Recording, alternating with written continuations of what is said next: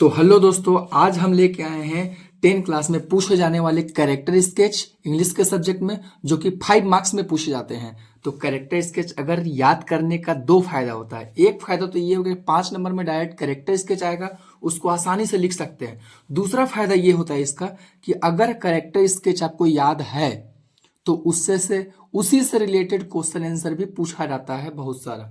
तो character sketch याद कर लीजिए, 5 मार्क्स में आ सकता है, नहीं तो उसका तो क्वेश्चन आंसर आ जाएगा, तो आपका तो बेनिफिट होगा ही होगा। तो चलिए इसको अच्छा से समझिए और इसको याद करके जाइएगा एग्जाम में। तो चलिए इसका देखते हैं। पहला करेक्टर स्केच हम देखने वाले हैं, करेक्टर स्केच जो भोली भोली के बारे में जो एग्जाम में पूछा जाता है। तो चलिए देखते हैं इसका भोली के बारे में करेक्टर स्केच। पहला है, भोली was the 4th daughter of Ramlal. भोली जो थी अपने रामलाल का 4th डॉटर थी, चौथी लड़की थी। भोली जो है अपने पापा का, रामलाल का चौथी लड़की थी।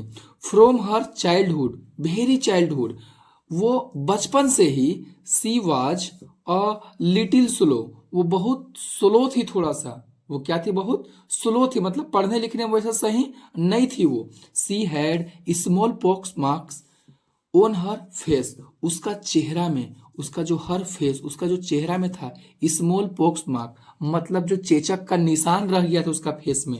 एंड सी स्टमर्ड, एंड और सी वह स्टमर्ड, और वो हकलाती भी थी। उसका चेहरा में स्मॉल पॉक्स भी था और वो हकलाती भी थी। आगे, so her father was very worried, उसका पापा बहुत चिंता, वरीड मतलब चिंता करने लगे, अबाउट हर मैरिज, उसका शादी के बारे में चिंता करने लगे। अब करेंगे क्यों नहीं, उसका फेस में क्या चीज का मार्क्स था? स्मॉल पॉक्स का मार्क्स था। ऐसे भी लड़की का मैरिज के लिए, मैरिज में लड़की का फेस देखा जाता है और लड़के का कमाई देखा जाता है। तो लड़की का फेस यहाँ पे स्मॉल पॉक्स हो गया था, तो इसीलिए उसका फादर को चिंता होने लगा। वेरी वरीड लिखा हुआ है ना, बहुत चिंता होने लगा कि इसका शादी कैसे होगा, तो इसके बारे में चिंता लगे। अबाउट हर मैरिज, उसका शादी के बारे में चिंता करने लगे। He was afraid, afraid, he was afraid, afraid मतलब तो डरना, वो डर गए थे कि he would not able to, he will not able to find, find मतलब तो ढूंढना, वो नहीं ढूंढ पाएंगे।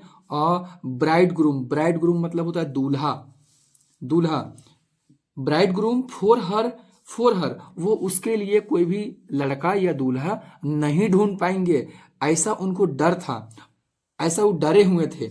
बिकॉज, क्योंकि, बिकॉज मतलब क्योंकि she had neither good looks, ना ही वो गुड लुक्स थी, मतलब ना ही अच्छा दिखती थी वो, और नोर इंटेलिजेंस, और ना ही वो तेज दिमाग की थी। ना ही उसका पास चेहरा देखने को अच्छा था और ना ही वो थोड़ा इंटेलिजेंट थे। इसीलिए उसका पापा को डर था कि उसका हम दूल्हा कैसे ढूंढेंगे। तो यहाँ तक हम लोग सीखे, क्या सीखे? पहला हम लोग पढ़े कि भोली जो थी रामलाल का चौथी लड़की थी। दूसरा इन पढ़े वो चाइल्डहुड से ही, बचपन से ही बहुत स्लो थी। सी हैड स्मॉल पॉक्स, उसका चेहरा में स्मॉल पॉक्स का मार्क था, और वो स्टमट भी करती थी, हकलाती भी थी बोलने में। इसलिए उसका पापा को वाज वेरी वरीड, वो बहुत चिंता में थे उसका मैरिज का लेकर के। उसको डर था कि कहीं उसका दूल्हा नहीं ढूंढ पाएंगे, क्योंकि वो नीदर गुड लुक्स, ना ही अच्छा दिखती थी और ना ही वो इंटेलिजेंस थी, ना ही होशियार लड़की थी। तो यहां तक हम लोग पढ़ लिए हैं भोली के बारे में। अब आगे देखते हैं इसके बारे में और भी थोड़ा सी स्टोरी क्या क्या है, देखते हैं, देखते हैं। वेन भोली वाज एडमिटेड, जब भोली का एडमिशन हुआ to the primary school, primary school सरकारी स्कूल में जब एडमिशन हुआ उसका, हर टीचर, उसका जो टीचर थी, ट्रीटेड हर एफेक्टनेटली, उसका जो टीचर थी उसमें प्रभावित रूप से ट्रीट करती थी, मतलब उसको समझाती थी, ऐसा बोलती थी कि उसको टीचर का बात का प्रभाव पड़े और वो आगे बढ़े। तो उसका टीचर वैसे ही अफेक्टनेटली ट्रीट करती थी उसके साथ। सी गेव हर, वो उसको क्या देती थी जी? न्यू होप, नया उम्मीद देती थी, नया उम्मीद देती थी उस लड़की को, ताकि वो लड़की अपने ही वो पहले निराश में थी, डिसअपॉइंटेड थी पहले, मतलब इसका फेस भी सही नहीं है, होशियार भी नहीं है, चेहरा पे मार्क्स भी हो गया है, तो इसीलिए वो पहले चिंता में थी। तो उसका जो टीचर थी उसको गेव अ न्यू होप, उसको एक नया उम्मीद देती थी। सी टोल्ड हर, उसका टीचर उसको बोलती थी कि वन डे, एक दिन, सी वुड बी मोर लर्न, वो बहुत ज्यादा सीखेगी, बहुत कुछ जान जाएगी, than anyone ills in the village, village में किसी के भी से भी तुलना में वो बहुत ज्यादा सीख जाएगी। वैसा टीचर उसको बोल के एक नया उम्मीद देती थी। उसका जो मन टूटा हुआ था उसका मन को बनाती थी उसको। तो हम लोग यहाँ तक पढ़ लिए। पहला पढ़े भोली के बारे में यहाँ पर कि क्या था, रामलाल का चौथा डॉक्टर थी। वो बचपन से ही थोड़ा स्लो थी, स्मॉल पॉक्स मार्क्स था चेहरा में। उसका पापा चिंता में थे उसका मैरिज को लेके, उसको डर था कि वो अच्छा दूल्हा नहीं ढूंढ पाएंगे, क्योंकि वो ना ही नीदर गुड लुक्स और नोर इंटेलिजेंस, ना ही वो होशियार थी और ना ही वो अच्छी दिखती थी। दूसरा पैराग्राफ में हम लोग पढ़े भोली का जब एडमिशन हुआ प्राइमरी स्कूल में, तो उसका टीचर उसको कैसे ट्रीटेड करने लगी, एफेक्टनेटली, मतलब प्रभावित रूप से उसका से बात करने लगी। सी गेव हर न्यू होप, वो उसको नया उम्मीद देने लगी और उसको क्या बोलती थी कि वन डे, एक ना एक दिन तुम मोर लर्न, तुम बहुत ज्यादा सीख जाओगी, अपने गांव में सबकी तुलना में तुम बहुत ज्यादा सीख जाओगी। यहां तक पढ़े। अब आगे देखते हैं तीसरा पैराग्राफ।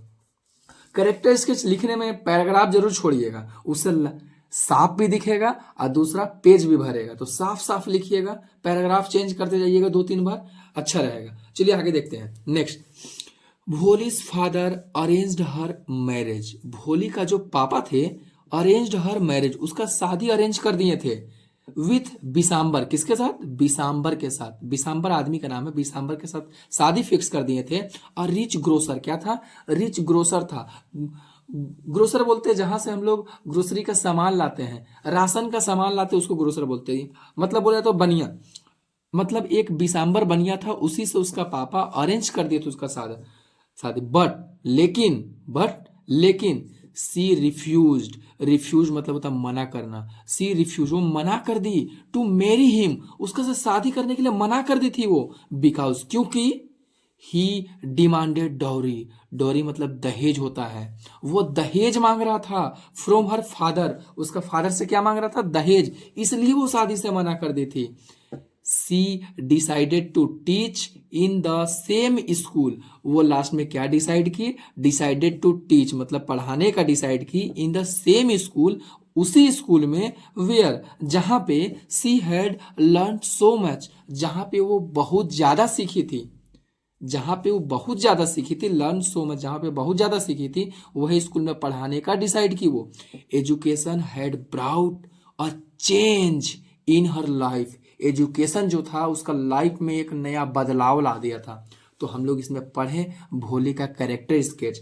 तो हिंदी जो जो बोले हम उसको अच्छा से एक बार याद कीजिए, वीडियो को दोबारा देखिए और समझिए हिंदी में क्या क्या बोले हम लोग। आप लोग को इसका हिंदी नहीं याद होगा, इंग्लिश से तो बना नहीं पाइएगा, इसलिए इसका सबसे पहले हिंदी याद कीजिए कि भोली के बारे में पूछेगा, भोली क्या था। तो भोली रामलाल का चौथी लड़की थी। चाइल्डहुड से वो क्या थी, लिटिल स्लो, थोड़ी सी स्लो थी वो। उसका चेहरा में स्मॉल पॉक्स का मार्क्स था, उसका चेहरा में क्या था, स्मॉल पॉक्स था। हाँ, उसका चेहरा में स्मॉल पॉक्स था एंड सी स्टमर्ड, और वो हकलाती भी थी। सो इसलिए उसका पापा जो थे चिंता करते थे उसका मैरिज के बारे में, वो डरते थे कि कहीं हम उसका दूल्हा खोजने नहीं सकेंगे, ढूंढने नहीं सकेंगे। Because she had neither good looks, क्योंकि ना ही उसका पास गुड लुक्स था और नोर इंटेलिजेंस, ना ही वो चालाक थी।